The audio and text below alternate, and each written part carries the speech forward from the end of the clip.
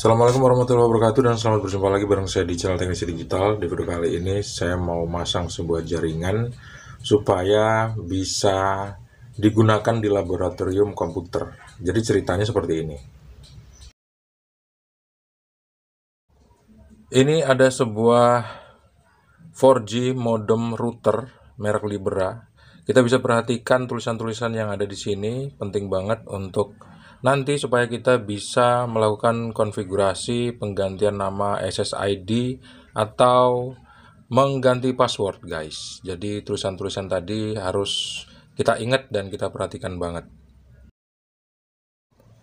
Di dalam modem router ini ada tempat untuk menaruh sebuah SIM card.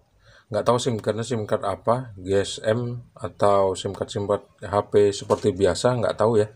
Karena saya nggak pernah masang ini, jarang juga dipakai soalnya. Kalau misalnya kita udah pakai LAN gitu, buat apa pakai kartu lagi kayak gitu kan. Dan ini yang harus kita perhatikan, colokan WLAN atau port WLAN. Ini kita kasih kabel supaya nanti kita bisa memancarkan signal internet menggunakan router ini sehingga kita bisa mengaksesnya secara nirkabel. Dan sambungan yang digunakan adalah Strike. Ini kabel kuning bawaan dari routernya, biasanya memang Strike. Kabel Strike itu jelas antara ujung pertama dan ujung kedua itu sama gitu urutannya. Kalau nggak sama berarti dia cross atau salah sambung kayak gitu. Sebelum kita rapikan, kita pasang di tembok, ada baiknya kalau kita tes dulu di bawah seperti ini. Kita hidupkan untuk melihat apakah routernya ini benar-benar berfungsi dengan normal. Kita hidupin sampai semua lampunya nyala.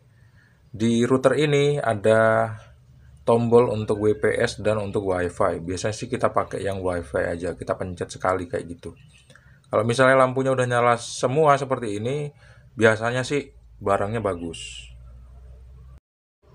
Setelah routernya hidup, kita bisa menghidupkan komputer dan coba kita lihat di sini nama SSID 1 dan SSID 2-nya apa. Yang kemudian nanti kita bakal lihat di komputer kira-kira signalnya udah bisa diakses apa belum. Ternyata udah bisa nih, ada 2 seperti ini. Langkah selanjutnya kita bisa mengkoneksikan ke salah satu SSID yang muncul. Seperti ini, kita masukin passwordnya ada di belakang dari routernya. Biasanya seperti itu. Kita hafalin, terus kita masukin passwordnya, kita OK atau kita enter sampai benar-benar terkoneksi. Nah, muncul tulisan no internet tapi udah terkoneksi. Wajar karena belum kita colokin ke internet memang. Kita buka browser, kemudian kita masukin alamat IP dari routernya, kita enter sampai muncul tampilan seperti ini. Di setiap modem router itu pasti beda-beda, jadi kita harus familiar sama barang yang sedang kita gunakan. Kita bisa login menggunakan username dan password yang tertera di belakang router. Habis itu kita coba untuk ganti nama SSID-nya. Kita cari aja opsi-opsi untuk mengganti nama SSID berikut passwordnya.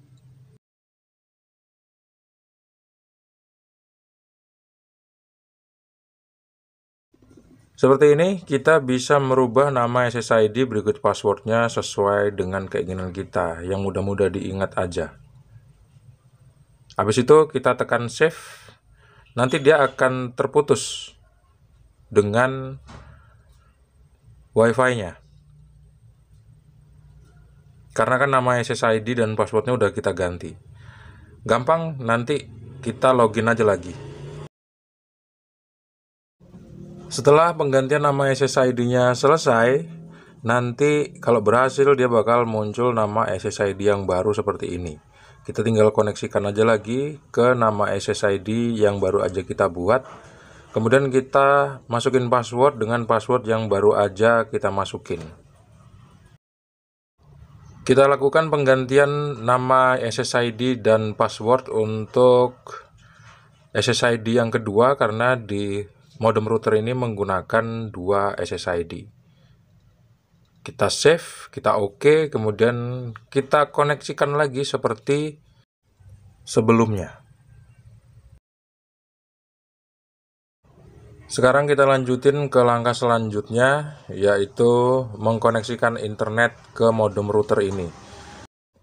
Kita ambil internetnya dari LAN 1 di akses point pertama ke router yang kedua ini.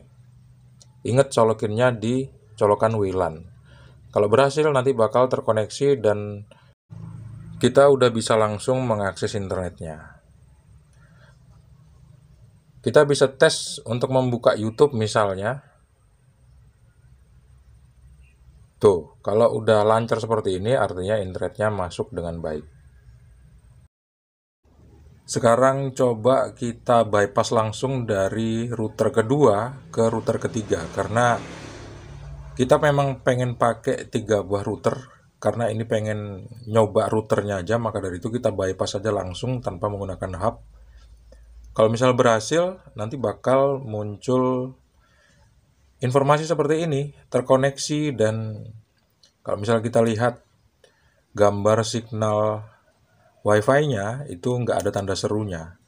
Artinya udah nyambung banget ini, berarti berhasil kita konfigurasinya. Selanjutnya adalah kita akan menarik kabel dari ruangan ini ke ruangan lab komputer. Jadi jaraknya tuh sekitar 35-an meter. Saya pasang di atas kayak gini. Terus di dalam saya pasang di atas seperti ini routernya supaya signalnya tuh bisa masuk ke setiap perangkat tanpa hambatan gitu. Tanpa hambatan yang berarti. Soalnya kalau kita taruh di bawah itu nanti pasti banyak gangguannya. Ada aja beberapa device yang nggak bisa connect nanti ke Wi-Fi-nya.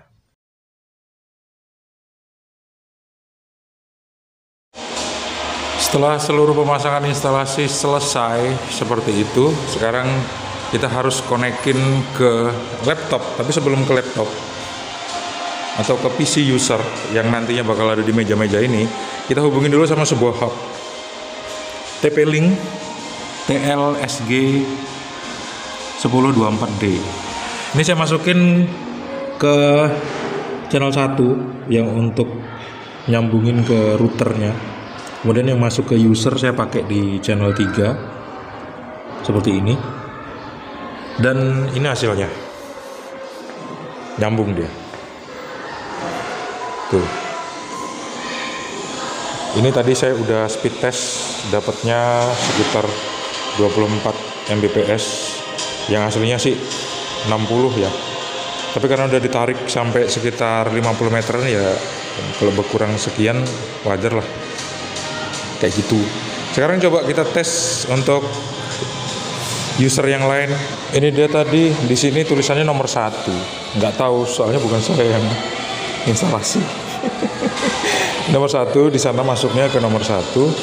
Terus yang tadi saya tunjukin di sana nomor 3 itu nomor 1 ini gitu. Jadi yang nomor 2-nya tetap nomor 2 di sana. Saya sambungin ke nomor 2. Ini ya, ini nomor 2 yang channel 1 tadi, yang ini di sini tulisannya nomor 1 tapi masuknya ke channel 3 kayak gitu. Dan kita bakal tes selanjutnya ke nomor-nomor yang belum dites, kira-kira nyambung semua apa enggak. Ini saya pakai flash jadi nggak kelihatan lampunya. Ini dia, kelihatan kan tuh, nyala power on ya, nomor 1 sama nomor 2 nyala. Enggak kelihatan banget tuh klip-klip. Kita coba yang lain ya sampai selesai ke semua meja-meja yang ada di sini. Pengetesan selanjutnya kita nggak pakai Windows tapi kita menggunakan Chromebook sesuai dengan keinginan dari pemakainya kayak gitu. Untuk konfigurasinya sih kita bikin yang otomatis saja untuk setting IP-nya, nggak usah manual. Kayak gitu, biar nggak repot-repot. Meskipun juga kita bisa settingnya secara manual. Setelah beberapa jam uji coba, ternyata internetnya benar-benar ngedrop. Begitu saya cek ke router yang pertama, saya lihat ternyata ada kabel optik yang nggak terpasang gitu. Saya heran. Tapi saya agak curiga juga, jangan-jangan ini kabel optik yang lama gitu loh, bukan dari provider yang sekarang digunakan. Karena kadang-kadang provider itu nggak pengen pakai kabel baru gitu. Tapi setelah saya perhatiin, ternyata memang nggak terlepas kok kabel optiknya. Masih terpasang dengan baik di belakang sini. Kalau misalnya kita intip di bagian belakang, ini dia kabel yang aslinya. Akhirnya saya ingat gitu, ternyata sebelumnya saya melakukan bypass langsung dari akses point pertama ke router kedua, kemudian ke router ketiga, kayak gitu. Itulah yang akhirnya menyebabkan signal internetnya ngedrop di WiFi yang pertama atau di router yang pertama, begitu juga di router yang kedua. Akhirnya kita harus cari solusi dengan cara menggunakan sebuah perangkat, yaitu hub seperti ini yang ada 8 port. Jadi sebelum saya masukin ke router kedua, itu dari akses point yang pertama kita masukin ke hub dulu, kemudian kita masukin ke router yang kedua lewat hub tadi. Kemudian untuk ke lab itu kita masukin ke hub dulu, baru ke router yang ketiga, kayak gitu. Untuk lebih mudah memahaminya, kurang lebih topologinya seperti ini. Dan setelah seluruh pemasangan instalasinya dan seluruh perangkatnya selesai, kita pasang, kita tes satu persatu. Komputernya bisa connect ke internet apa enggak, atau bisa connect ke jaringan apa enggak. Kita lihat nomor 1, ini udah connected, tuh terhubung. Kita lihat, tuh IP-nya otomatis. Beres. Nomor 1, laptop nomor 1. Kita lihat laptop nomor 2. Kita kan pakai Chromebook. Tuh, terhubung. Iya. Alamat IP-nya otomatis. Tuh. Nomor 2 beres. Kita lihat laptop nomor 3. Udah terhubung juga nih, kelihatan. Tuh. IP-nya otomatis kan. Nomor 3 beres. Kita lihat nomor 4. Terhubung juga nih, udah kelihatan. Tuh, Ethernet terhubung. Tuh, IP-nya otomatis. Nomor 4 beres. Kita lihat nomor 5. Terhubung juga. Connected. Tuh, IP-nya otomatis 192.168.1.4. Nomor 5 beres. Kita lihat nomor 6. Lowbat. Nomor 6 terhubung. Tuh, IP otomatis. Nomor 6 beres. Setelah di-crimping ulang, sebelumnya nggak nyambung karena crimpingannya jelek. Nomor 7 nyambung juga. Ternyata port yang nomor 7 di hubnya rusak, jadi saya pakai yang lain. Tuh, pakai port yang nomor 18. Kita lihat untuk komputer nomor 11 connected, nggak ada internet karena router pertamanya mati, colokannya lepas. Tapi nomor 11 sudah mantap, bisa connect. Dan untuk komputer nomor 12 connect juga. Tuh, terhubung. Kita lihat. Terhubung ke Ethernet ya. Nomor IP-nya otomatis. Ayo. Sip. Dan untuk komputer nomor 13 juga connect nih. Terhubung. Internetnya udah nyambung rupanya. Tuh, IP-nya otomatis 192.168.0.198. Mantap. Dan untuk komputer nomor 15 juga terhubung nih dengan dengan jaringan Ethernet. Tuh. Beres. Ada beberapa komputer yang belum terhubung dengan jaringan. 1, 2, 3, 4, 5. Yang kelima udah. Jadi tinggal 4 aja yang nggak terhubung sama jaringan. Kita mau crimping ulang. Kayaknya sih crimpingannya jelek tuh. Kabelnya aja kayak gini. Dan sekarang yang nomor 14 udah connected tuh. Kita lihat. Terhubung. Oke. Beres.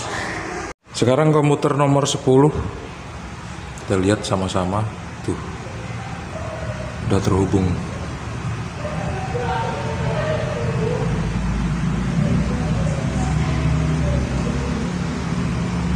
Tapi ini IP-nya manual nih. Kita rubah jadi otomatis ya.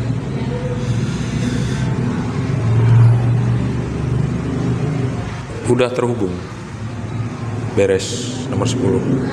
Dan sekarang komputer nomor 9.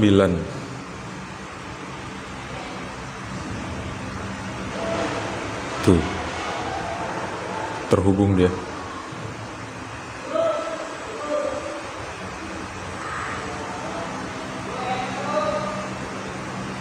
Beres. Dan sekarang yang nomor 8 terhubung. Tuh, beres. Jadi kayak gitulah ceritanya. Semoga video yang singkat ini bermanfaat.